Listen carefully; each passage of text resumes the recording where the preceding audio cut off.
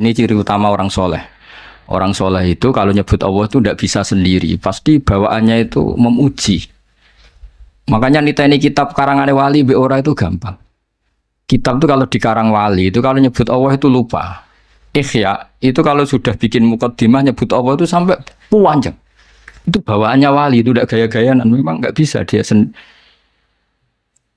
Nah, kitab-kitab madaih juga sama. Ketika nyebut Rasulullah itu nyifatinnya panjang sekali. Nah, doanya yang sedikit. Kalau sekarang enggak orang Allahumma sholli ala Muhammad, sholawatnya sedikit, doanya yang panjang. Jadi itu sebenarnya ya agak gimana gitu. Kalau wali-wali itu enggak, kalau sudah muji Allah itu enggak bisa berhenti. Makanya di antara makalahnya Imam Syafi'i masyhur itu, fasihan idza ma kana fi dzikri rabbih wa fi ma siwahu kana finnasi a'jama. Wali itu siapa? Orang fasihan idza kana fi dzikri rabbih. Dia sangat fasih ketika terkait dengan Allah. Fasih itu lantang, jelas, terus mengalir. Misalnya saya nyun sewu, ada orang enggak anaknya kiai kok jadi kiai. Itu saya tidak akan bicara ini keajaiban dunia, tidak. Inna wa ta'ala idza wahaba abdan a'ta wa idza arada ahadan la yastati ahadun ayamna. Mesti mujinya Allah kalau sudah berkehendak tidak ada yang bisa menghalangi. Meskipun ini anaknya orang biasa, kalau Allah menghendaki afadhu alaihi rahmatah, dia bisa jadi kiai. Karena Allah itu wasiat rahmatuh, karena Allah itu amat rahmatuh. Mesti mujinya ke Allah, bukan ke sama. Misalnya ada presiden, kalau ada anaknya presiden, Allah kalau menghendaki wa tu'izzu man tasya wa tuzillu man. Jadi yang dipuji itu Allahnya, bukan aktor manusianya. Jadi misalnya ada anak-anaknya orang miskin kok jadi orang kaya raya. Allah enggak terbatas rahmatnya sehingga orang miskin bisa saja kaya raya karena Allah itu wasiat rahmatuh, amat rahmatuh. Tapi kalau kamu enggak jadi wali, pancen iku pekerja keras, nasibnya bejo, nyebut Allah ora gelem, dasar gak wali gitu. Tapi kalau wali itu enggak nyebut Allah itu enggak lego. Ya sudah gitu. Jadi kalau saya wali ya misalnya nyebut kesulitan gitu. Allah kalau sudah menghendaki, enggak latihannya langsung kayak besar. Karena rahmat Allah enggak terbatas. Sekau usah latihan kiai santri 10, boyong kabeh karek loro. Engko balik neh 20, balik neh 100 kesuwen. Senombang lewat langsung 1000 dan seterusnya. Nah itu kalau saya wali misalnya, ini mujinya itu kabeh itu kehendak. Ini ada enggak terima. Ayo milih jadi wali apa milih enggak? Jadi kalau orang jadi wali jalur apa? Oh jalur istri deh. Jadi kalau wali itu muji Allah itu tidak bisa berhenti. Saya tuh tambah umur tuh ngerti. Ikhya itu kalau sudah muji Allah itu mengalir lama sekali. Nah, itu bawaan wali itu. Fasihan idza ma kana fi dzikri rabbih wa fi ma siwahu kana finnasi a'jama. Jadi enggak nyebut Allah itu enggak bisa. Makanya kata hikam al-aqil may yaqul madza yaf'alu wa bi wal ghafil yaqul madza af'al. Jadi kalau orang benar-benar bijak, benar-benar punya akal sebagai muwahhid, sebagai mukmin, di hatinya madza yaf'alu wa bi. Besok Allah dengan saya hubungannya gimana ya? Karena kita tahu ma taharraktu illa wa harrakan ya Allah, ma ta'allamtu wa ma 'allamtu illa wa qad 'allaman ya Allah. Semua diisnaskan la haula wala quwata illa billah. Makanya tadi Mbak Hasyim ketika nutup surat saja katabtu bibanannya masih muhauqilan musabbihan. Pokoknya keren. Nulis itu sambil baca tasbih. Kalau kamu nyurati murid kan supaya gak lupa kiainya ya gitu. Apalagi kalau sudah mapan. Niatnya itu agak-agak gimana. Itu tidak saya yang salah maksudnya. Kalau Mbak Hasyim enggak nulis itu masih hamidan musolliyan muhauqilan. Jadi itu kelihatan sekali kalau Mbak Hasyim itu waliyun min awliyaillahi ta'ala. Wa ana as'alullah al-karim ar-ra'ufar rahim ayyamunna 'aliyya wa 'alaihi. Jadi bima man nabihi 'aliyya ibadahu sholihin. Jadi bawaannya itu isnadul umur ilallah. Jadi saya berharap Allah yang ar-ra'ufur rahim, al-barur rahim ngasih dia sebagaimana yang Allah kasihkan kepada hamba-hamba yang soleh. Jadi kabeh isnadul umur ilallah. Qul kullum min indillah. Jadi muji Allah terus. Ndak kok terus ini murid saya supaya mau nyai terus punya santri banyak, suananya banyak. Wah itu dunia tok ruwet deh. Jadi ayyamunna 'aliyya wa 'alaihi. Jadi apa guru sama murid itu menyatu dulu ayyamunna 'aliyya wa alaihi bima man nabihi ala ibadihi sholihin. Sama seperti ahli surga, ketika nanti masuk surga orang kok terus ingat amalnya, ingat prestasinya di dunia itu ndak. Faman nawwahu alaina wa waqana adzabas samum. Inna kunna min qablu nad'u innahu huwal barrur rahim. Jadi bawaannya orang soleh itu ketika kita nanti masuk surga. Sampean sebenarnya jajal nak masuk surga itu mesti spontan. Saya bisa begini karena faman nawwahu alaina. Allah memberi nikmat ke kita. Sehingga Allah juga yang wawaqona. Terus sampai saat terus faman nawwahu alaina waqona adzabas samum. Inna kunna min qablu nad'u. Kita dapat nikmat sebanyak ini karena dulu kita minta Allah. Dan karena Allah bawaannya baik, ketika saya minta ya dikabulkan. Innahu wal barrur rahim. Jadi walhasil sama sebagian ahli surga ngendikan gimana ketika masuk surga. Alhamdulillahilladzi adzhaba annal hazan. Inna rabbana laghafurun syakur. Ketika masuk surga dan kita bebas, gak usah beli tanah tapi tanahnya luas. Kalau di sini beli tanah ada urunan barang ribet kan? Urunan libatno ketua alumni ribet-ribet. Ngono wae ora barbar. Nanti kalau di surga ada gitu. Alladzi ahallana daral muqamati min fadlillah yamasuna fiha nasabu wa la yamasuna fiha lughub. Jadi kalau di surga ya tabawa minal jannati haitsu yasha, atau kalau mutakalim ya natabawa minal jannati haitsu nasa. Itu enggak bayar itu. Kalau kita punya tanah luas itu harus ada nasab. Alladzi ahallana daral muqamati min fadlillah yamasuna fiha nasabu wa la yamasuna fiha lughub. Kalau di dunia ingin punya tanah luas repot enggak? Repot kan? Pilihannya urunan atau beli kerja keras atau jalan pintas sifat mertua tapi wedi istri. Semuanya itu nasab. Meskipun langsung punya tanah luas, kalau milik mertua takutnya sama siapa? Istri. Sama nasab lah. Semuanya asal di dunia itu lewat apa? Nasab. Tapi kalau di surga, alladzi ahallana darul muqamati min fadlih la yamassuna fiha nasabu wa la yamassuna fiha lughub. Dan sebagian ahli surga da'wahum fiha subhanakallahumma wa tahiyyatuhum fiha salam wa akhiru da'wahum alhamdulillah. Jadi bawaannya orang baik itu enggak bisa enggak nyebut Allah. Intinya gitu. Tapi kalau kamu udah orang baik bar mangan gelegean, enak saat ini. Cocok. Dasar gak wali. Tapi kalau wali mesti bawaannya alhamdulillahilladzi atamana wa saqana wa ja'alana minal muslimin. Tapi nek ra wali bar ngelem saat ini ndi kurang pokoke. Ribet. Jadi wong bakat wali mbek ora ketara, kok raine wis ketara. Niki cerita mawon. Sampeyan ora usah tersinggung biasa. Jadi ora usah ngenteni wah ketara lah sih. Ketara mboten.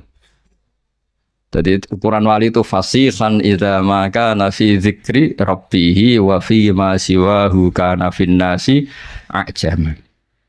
Ajam itu kalau ngomong selain Allah itu gak pati fasih. Karena gak tertarik.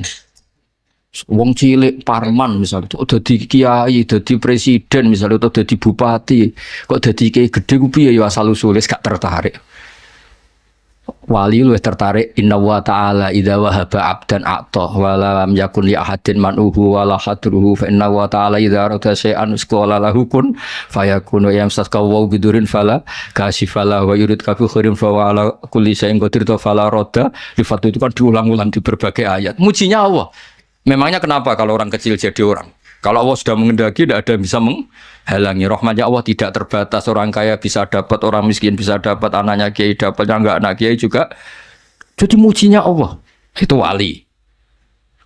Tapi nak wali malah drengki barang. Nah, wong cilik jadi wong ribet. Ngadepi wong wali ribet.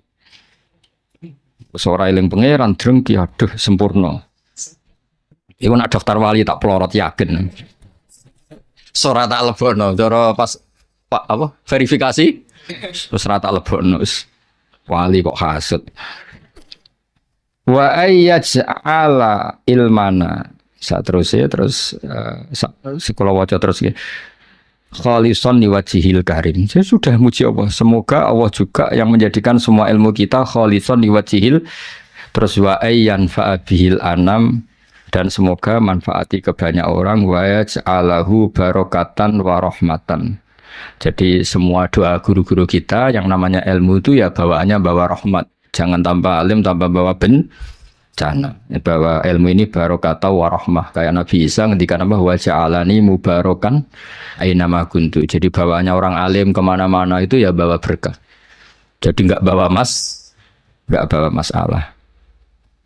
Wa ayyuhsinali walahu ya kal mabda'i al khitam. Jadi bijahi sayyidina maulana Muhammadin alaihi afdhalus sholati wassalam.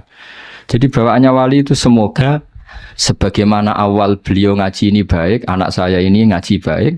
Kalau mabda'nya bagus, saya berharap Allah juga bikin khitamnya bagus. Masyhur itu kalau dalam pepatah itu al bidayah lahian nihaya. Terus karena beliau sangat mencintai Rasulullah SAW, ditutup bijahi sayyidina wa maulana Muhammadin alaihi afdhalus sholati wassalam. Jadi ini cerita-cerita betapa hubungan pondok sini sama Mbah Hashim. Karena Mbah Hashim yang ngaji Mbah Soleh Darat dulu. Mbah Soleh Darat pernah ngaji di sini juga, di antaranya ya tentu banyak gurunya, di antaranya pernah ke sini.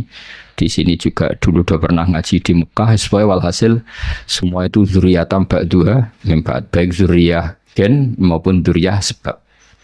Tetes para habaib, para hasaniyin maupun husainiyin ini zuriyah nasab. Yang para santri, para umatnya Nabi ini namanya sebab. Makanya Nabi kalau ngendikan diulang 2 kali, kullu nasabin wasababin mungkotiun yaumal qiyamah illa nasabi wasababi. Jadi ada orang yang hubungannya dengan Nabi itu gen, kayak para habaib, para alun Nabi. Ada yang hubungannya itu sabab. Kalau sabab ini butuh prestasi. Kayak Salman Al-Farisi bisa diakui Nabi sebagai keluarga karena prestasinya punya ide khondak. Setelah punya ide itu Nabi ngendikan Salman minna ahlal bait.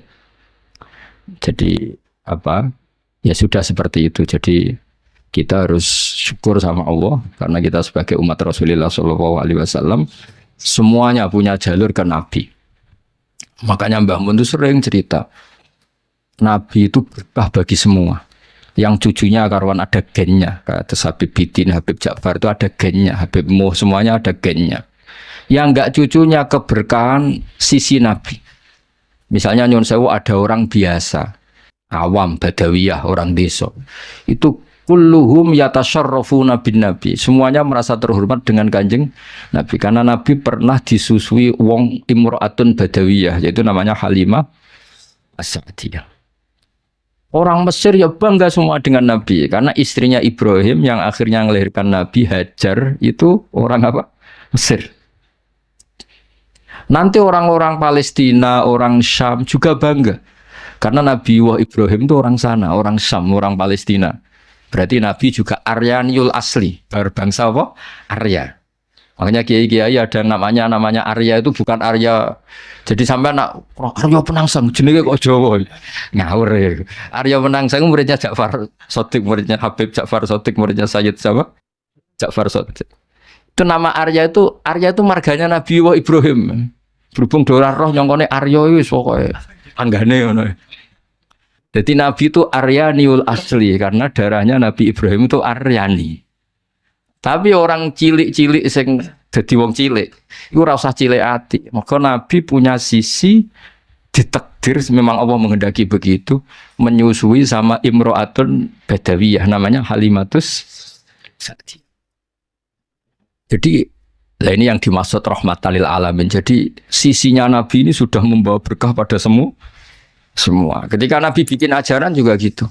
Yang kaya ya senang dengan ajarannya, yang miskin ya. Yang kaya ditarhib barokah sedekah. Wes wenang sing sugih ana barokah sedekah. Sing melarat gak kalah keren, nyelip swarga kacek 500 tahun. Tapi alhamdulillah sing melarat gak gelem dikomongi ngono, gak gelem. Kepengin melok sing sugih. Padahal swargane sampean mbek Gus Ulili cepet sampean 500 tahun. Gus Ulili dihisap tok, alpate seripet. Iku bapakmu tahu mertua. Iku seripet. Tapi nak sampean kan gak ono hisabe. Ondal wis gak mentolo malaikat. Ngangkang wis ontel gasap ya riyen ngangkang mriki ono. Wis onel iki apa? Gasap. Jadi ketika malaikat ngisap, iki ondele sapa? Gasap. Yang dihisap itu pemiliknya apa yang gasap? pemiliknya. Jadi enggak sama tuh enggak sampai tok. Tapi nak sing duwe mobil-mobil wah ribet. Tapi engko ditarhib saiki sing numpak Alphard makili Izzatul Islam. Lah kowe wong melarat piye? Ribet sampean sing melarat aduh ribet. Menangi ae. Menangi saya katanya Gus Walil. Jadi misalnya kok prosedur hisab, tema Izzatul Islam, sing melarat saake kan. Sing Islam jabat sugih kok ngarep. Saya Gusti mewakili Izzatul Islam. Saya sudah jabat naiknya Alphard umat saya banyak. Tapi kalau tema sabar dan ngempet, wong melarat langsung maju. Gusti kula mergawe bolak-balik bangkrut. Bojo ngamukan, tangga ora percaya. Masuk sebenarnya. Tema ora jelas, masuk senengah-tengah. Darani sugih kreditan, darani sugih numpak mobil mewah. Ini tengah-tengah. Jalur khusus ya nanti. Lawala nih. Ya jadi ini cerita betapa orang-orang baik niku ora iso ora ngelem pangeran nggih. Terus mulane dawuh Mak Hikam domir iku ya domir. Wong nak wali tenan iku bawaane muni Allah. Meskipun wis berupa domir. Di misalnya kula ngrasa alim misale, kabeh iku minau, wah, ngrasa mulang ya minallah, ngrasa di santri minallah. Iku disebut fa usribat makna domiris syani. Dadi kabeh ku huwa alladzi huwa yut'imuni wa yaskin wa idza maritu fa huwa yashfin. Terus pakai domir fa alamana la ilaha illallah. Makanya ada thariqah jenis satoriyah. Iku nak muni ka Allah tapi hu. Sangka huwa dadi domir saan dadi napa? Akhirnya sing ra paham. Ngopo iku ha. Dadi ku asline iku fa usribat makna domirisani. Jadi saking para ke pangeran Islam muni Allah tapi muni hu. Mergo semua tentang Allah niku teng Quran kata-katanya diganti domir. Qul huwallahu ahad. Jadi Allah itu zat yang lahul asmaul husna. Berhubung Allah itu lahul asmaul husna tidak bisa dijelaskan dengan kata-kata. Pokoknya dia adalah dia, hu adalah hu. Nah, makanya qul huwallahu ahad. Fa'lam annahu la ilaha illallah. Asyhadu juga sama ada domirisan asyhadu Allah ilaha. Itu anna kan dari annahu kan? An di situ dari kata apa? Annahu karena ditakhfif terus domirisannya dibuang. Tapi kalau maknanya masih sama. Asyhadu nyekseni ingsun an satune kelakuan. Annahu la ilaha. Lah berhubung sing penting domirsaan tuh huwa terus disingkat dadi hu. Akhirnya ana mursyid gawe thariqah hu. Akhirnya itu wiridan hu. Lah sing krungu apa iku thariqah sesat ha hu.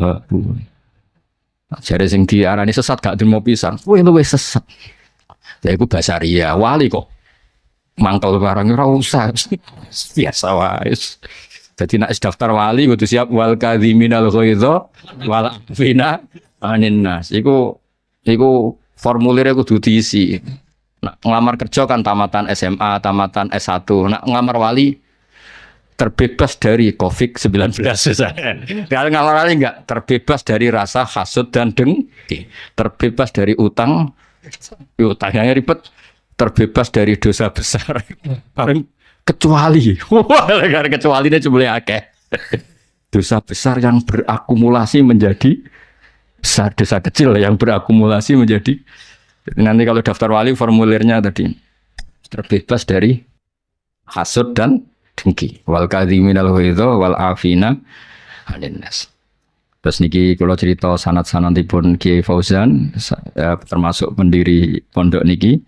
Jadi wau ya terus pun kalau terusakan satu hadis lagi habis ini mungkin mahalul qiyam. Haddatsani Bishr bin Hakam, haddatsana Abdul Aziz bin Muhammad, haddatsana Yazid wa huwa Ibnul Hatan Muhammad bin Ibrahim Abi Salaman Abi Hurairah sami'a Rasulullah sallallahu alaihi wasallam yaqul ma adzina wa li shay'in ma adzina li nabiyyin hasanis sauti yataghanna bil Qur'an. Itu le nafsiri ya jaharubi. Jadi kesunatannya orang baca Quran itu jahar. Tapi jahar itu tidak harus memekakkan orang lain. Penting itu jahar.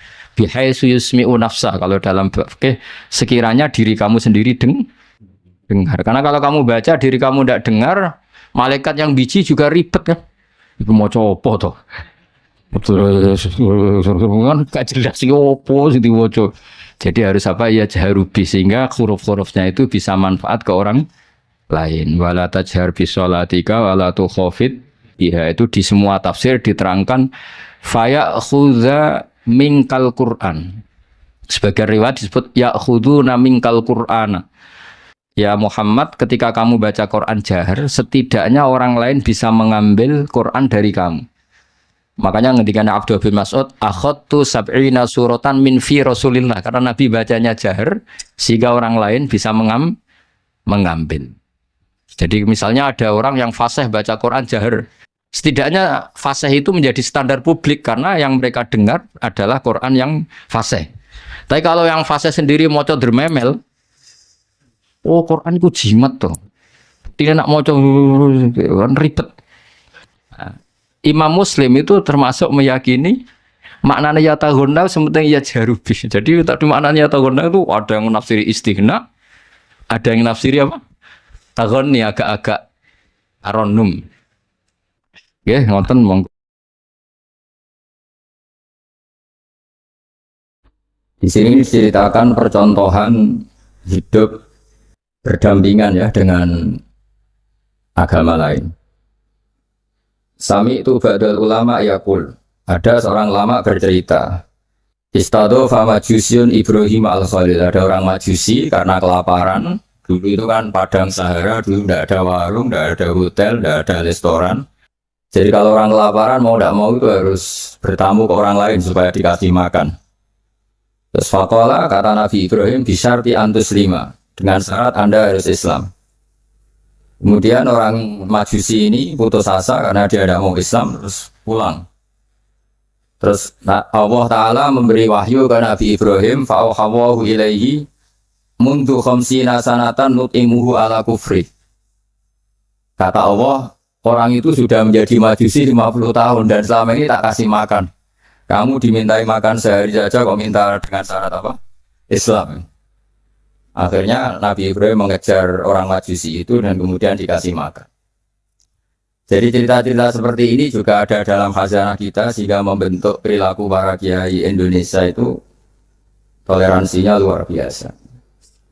Juga zaman kita kecil sampai sekarang sering banyak kiai cerita dan itu memang nyata betapa Nabi itu juga memaafkan kesalahan seorang daksur ya dalam yang cerita yang terkenal itu. Ketika Nabi sendiri ada orang bawa pedang terus tanya, ya Muhammad, sekarang siapa yang bisa menghalangi engkau dari saya? Orang ini bawa pedang. Karena Nabi seorang Nabi yang sangat dekat Allah, Nabi matur Allah.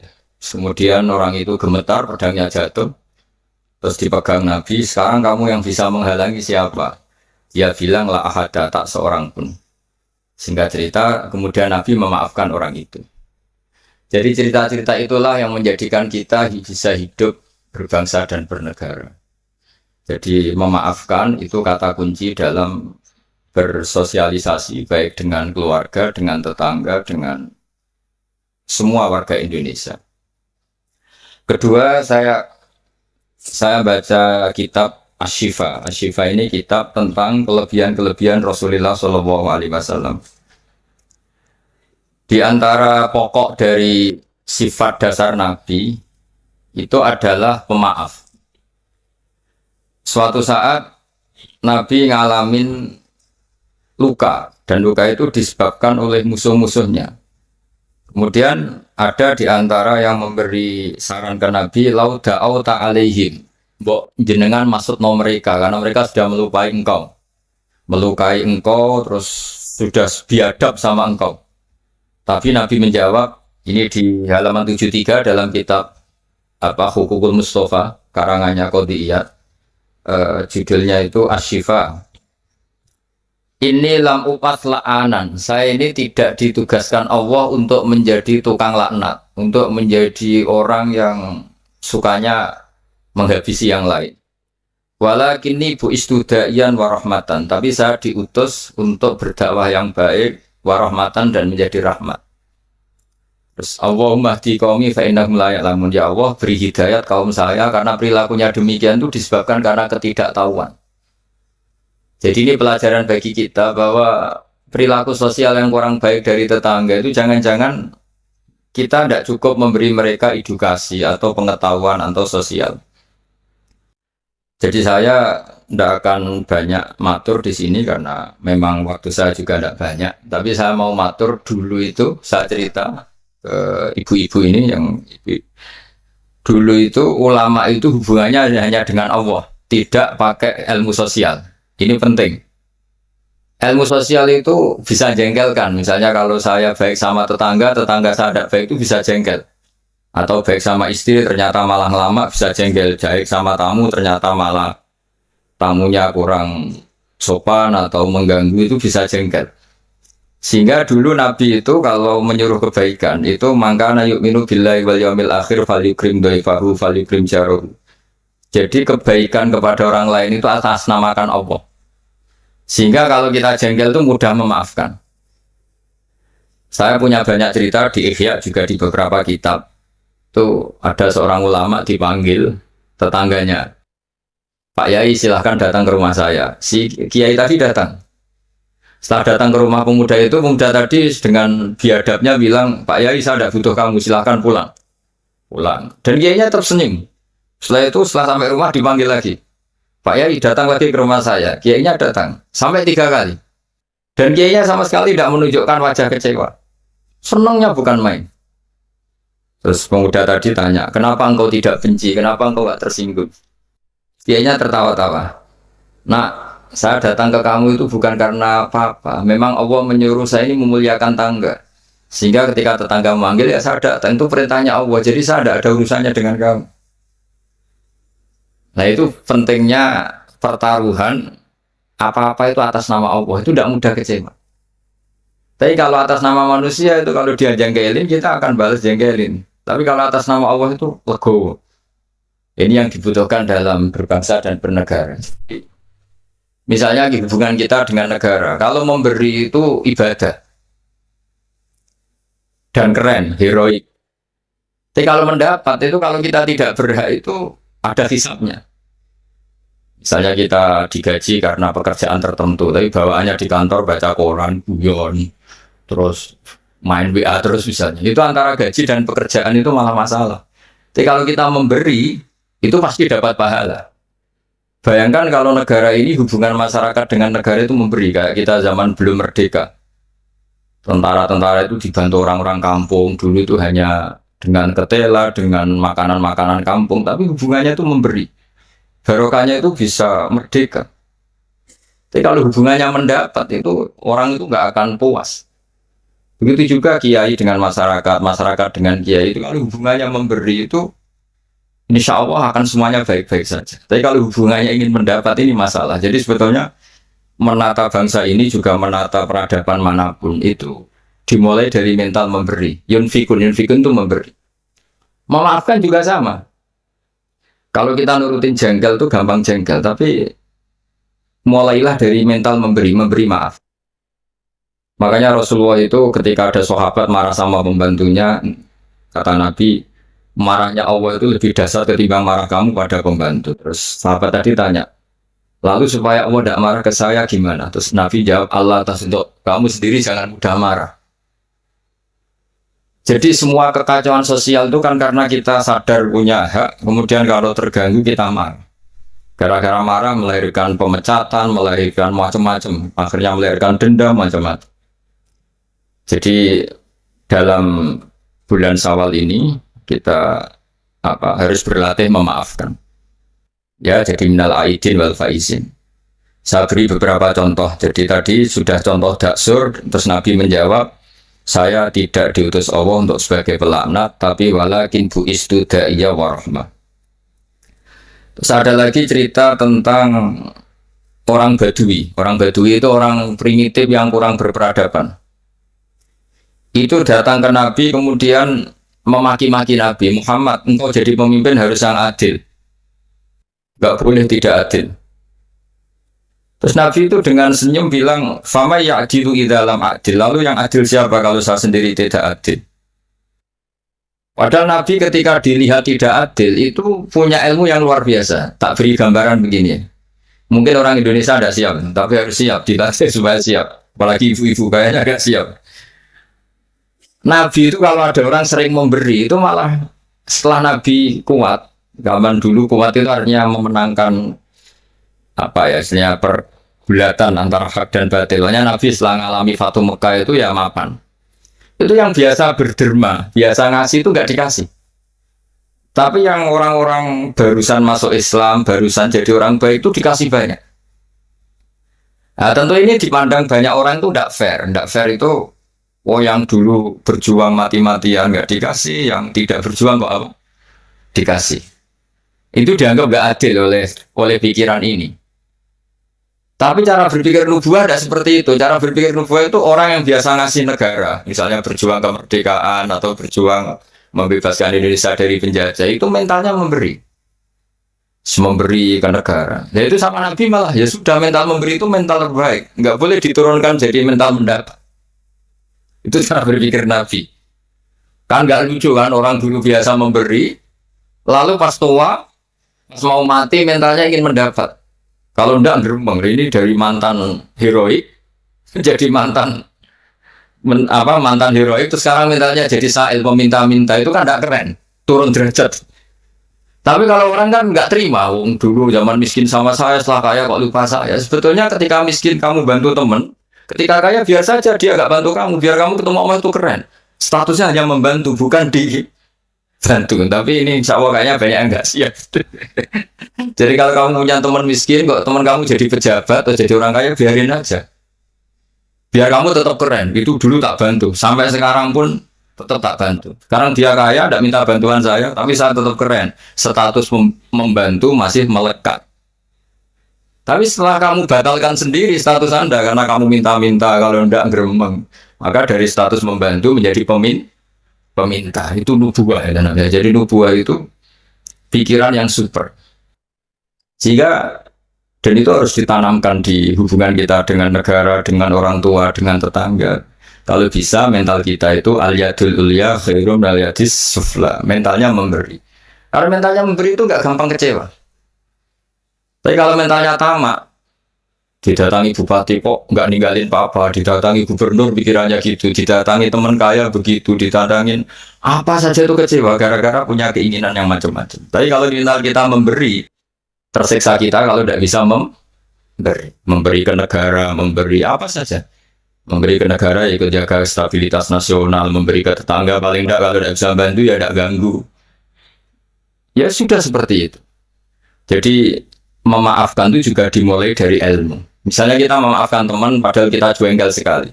Dan memaafkan itu ada pahalanya di sisi Allah. Susahnya apa? Kadang kita berpikir wah kalau tak maafin dia nanti mau luhur, nanti sombong. Hubungan hidup kita ini dengan Allah, bukan dengan makhluk. Sama hubungan hidup kita ini dengan Allah, bukan dengan makhluk. Ya kayak tadi. Nah, saya datang ke kamu karena perintah Allah. Tidak ada hubungannya dengan kamu. Kok kamu jengkelin kayak apa, saya tetap akan datang. Nah, sama kita baik sama anak juga perintah Allah, baik sama istri perintah Allah, baik sama tetangga perintah Allah. Sehingga nggak perlu dia dinegosiasi atau dipakai berbanding lurus dengan perilaku manusia. Kalau pakai itu Anda gampang kecewa. Kalau istri sedang ngambek, kamu ikut ngambek. Kalau tetangga sedang tidak baik, kita ikut tidak baik. Bisa kacau bangsa ini. Makanya di antaranya sifat dasar orang baik itu orang yang yadruna bil hasanati sayyi'ah, orang yang selalu menanggapi keburukan itu dengan kebaikan. Ini cerita-cerita tentang kebaikan orang-orang dulu. Ketika akhirnya Rasulullah SAW memenangkan kota Mekah dan kota Mekah dikuasai, itu orang-orang yang dulu merangi Nabi, ingin bunuh Nabi, semuanya tuh takutnya minta ampun karena takut dibalas. Tapi kemudian Nabi ngendikan ini halaman 75, mata kuluna inni fa'ilun bikum. Apa pendapat Anda kira-kira apa yang saya lakukan terhadap kalian? Karena kalian ini musuhi kita, ingin bunuh kita, dan dulu sangat biadab sekali. Ini pertanyaan Nabi ke orang-orang Quraisy, orang-orang Mekah. Itu jawabannya orang-orang Quraisy, orang Mekah itu qalu khairan akhun karim wa ibnu akhin karim.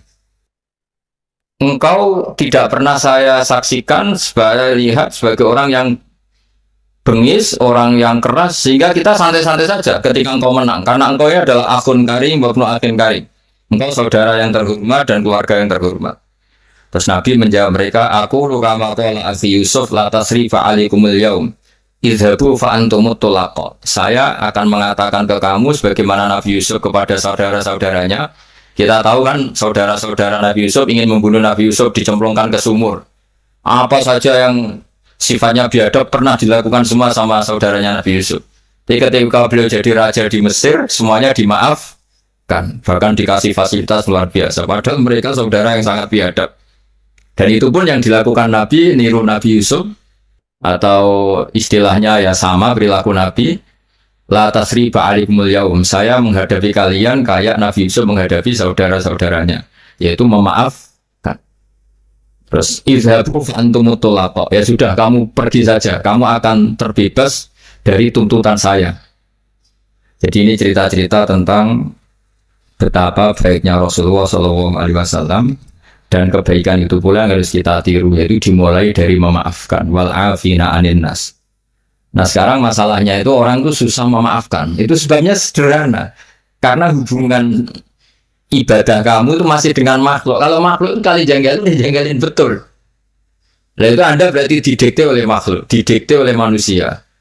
Caranya gimana? Kita harus dilatih hanya didikte oleh Allah Subhanahu wa ta'ala, di mana Allah itu mendikte kita, mengarahkan kita, memandu kita supaya mudah memaafkan. Makanya hubungan dengan istri, dengan itu ya Allah bayangkannya gitu. Wa ashiruhunna bil ma'ruf. Kamu harus berkawan secara baik. Terus ayat fa in karihtumuhunna. Jika suatu saat kamu benci sama istri kamu karena perilaku tertentu, fa asa an takrahu syai'a wa yaj'alallahu fi khairan katsira. Jadi bisa saja di watak yang kamu benci itu ada kebaikan yang banyak. Saya berkali-kali menyontohkan, misalnya punya istri sering marah itu bagus. Kalau istri kamu ramah, setiap lelaki disenyumin, yang pusing juga kamu. Jadi kalau marah itu kan nggak ada yang berani goda, itu saja begitu. Alhamdulillah. Meskipun ya kalau marah terus mungkin suaminya jantungnya terus mati, tapi kan ya maksudnya lihat sisi positifnya. Dulu lama itu begitu. Ada orang berteman sama-sama miskin, terus berteman lagi sama-sama kaya. Setelah sama-sama kaya, yang satu itu jatuh miskin, miskin sekali. Terus setelah miskin, teman-temannya nggak main ke rumahnya. Terus dia diprovokasi oleh orang sekelilingnya. Itu teman kamu yang kaya-kaya biadab sekali. Setelah kamu miskin, nggak ada yang jenguk kamu. Padahal yang miskin ini sudah jadi buruh boto atau buruh manol di pasar, buruh amal. Ya. Terus dia mulai menggerundel. Wah, teman-teman saya ngawur sekali. Setelah saya miskin, nggak ada yang kesini. Datanglah seorang habib, orang alim, memberi nasihat. Bagus nggak kesini, katanya. Terus kaget kan dia, kenapa? Coba kalau kamu jadi tukang manol gini, mantan bos, teman-teman kamu datang kan jadi tontonan, mendingan lupa. Oh iya ya, iya kan misalnya kamu miskin, terus teman-teman kamu tetap datang, pas buruh di orang, pas jadi kernet atau jadi pembantu, betapa malunya. Bagus mana yo? Bagus dilupakan apa bagus diingat? Bagus dilupakan. Jadi orang itu harus melihat sisi bahwa di balik kodok kodar Allah ini ada hikmah yang kita tidak tahu. Ya sama misalnya ada perempuan cantik dulu semua lelaki melihat. Barang saya itu eskukulan bagus dilihat apa bagus enggak coba? Bagus enggak kan? Yang orang kaya dulu naik muka mobil saja enggak mau, bawa handuk saja enggak mau, bawa tas saja enggak mau.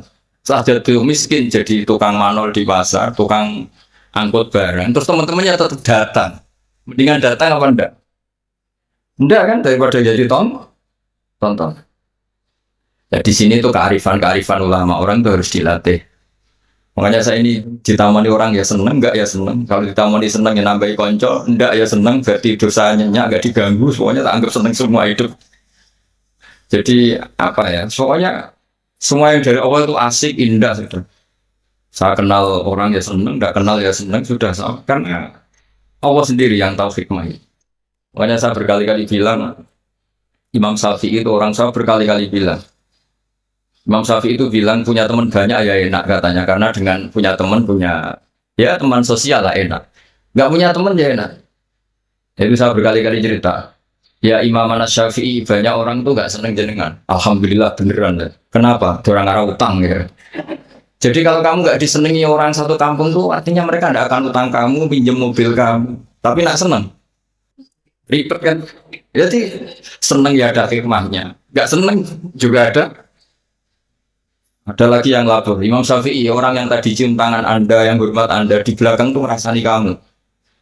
Jadi Imam Syafi'i, alhamdulillah, berarti saya wibawa. Buktinya depan saya nggak berani. Jadi dianggap enteng saja. Jadi orang dulu itu segampang itu melihat fakta. Yaitu ilmu ini yang menjadikan orang tuh nggak uring-uringan cara Jawa itu karena ilmunya luas, nggak gampang emosi. Jadi ya seperti ini, saya ini kan jam tidur saya kalau saya terganggu ibu-ibu. Tapi anggap saja ini rumah Kanjeng. Setelah saya pulang, tidak saya ganduli. Nanti suaminya tersinggung, masa ibu itu. Ya sudah kalau mau pulang saja biar suaminya nggak cemburu. Malah ribet kan katanya.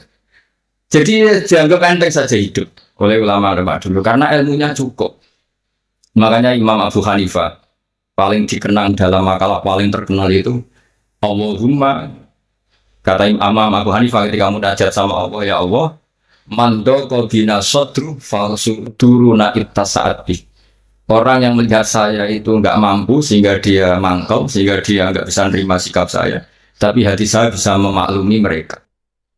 Misalnya kita kaya, top, banyak yang hasut, ya kita harus maklumi. Di mana-mana orang dihasut itu ya keren. Kalau kamu miskin yang mau ngasut itu siapa?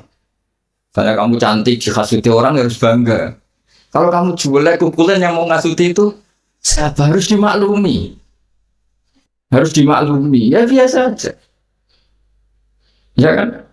Misalnya suami jenengan kok sering melihat orang tadi harus dimaklumi. Memang suami saya normal. Karena suami sampai untuk seneng wong wireng, pukulan, keriting, welek. Ki bojone waras ora kan mestinya.